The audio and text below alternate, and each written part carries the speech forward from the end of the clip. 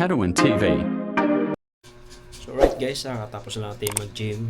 Ngayon, nandito tayo sa bahay, nakapahinga na tayo. So yung ulam natin, papakita ko sa inyo. Right? Ayan. Limang itlog. Yan.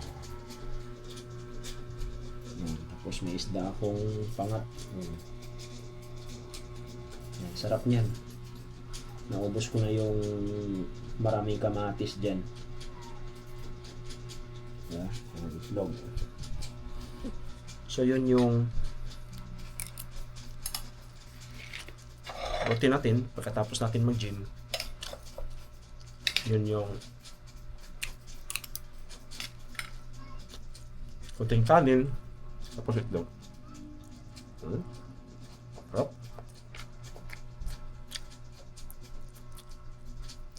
Ano naman maraming itlog. Buhat-buhat ko. 5 itlog lang.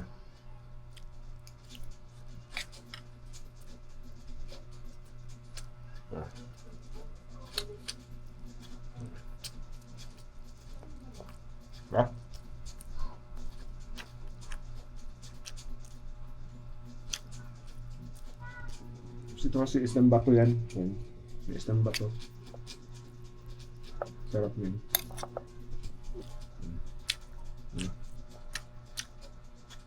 Sarap. Pag isang bato, gawin mo siyang pangat. Pangat kung tawagin.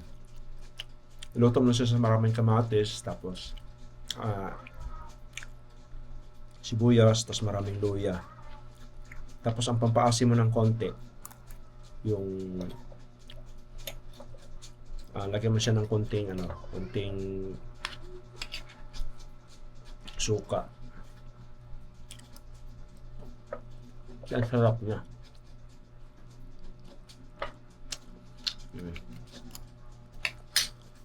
Tapos itlog. Ba? Sarap.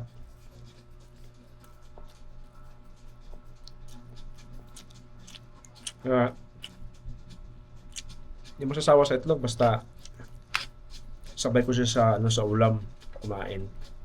Pero pag nakapokus lang talaga ako sa itlog lang. Hindi ko kaya, naduduwal ako eh. Hindi ko kayanin yung niya. Kasi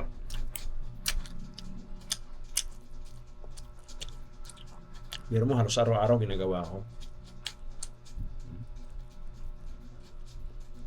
Sarap. Kaya may ka ng ulam mo, isda. Gawa isda. Sabay mo ng itlog para hindi ka maumay. So pag hindi mo sinasabay, duduwal ka talaga. Saklap, di ba? Yung kailangan sabay mo siya. Alright? Kaya guys.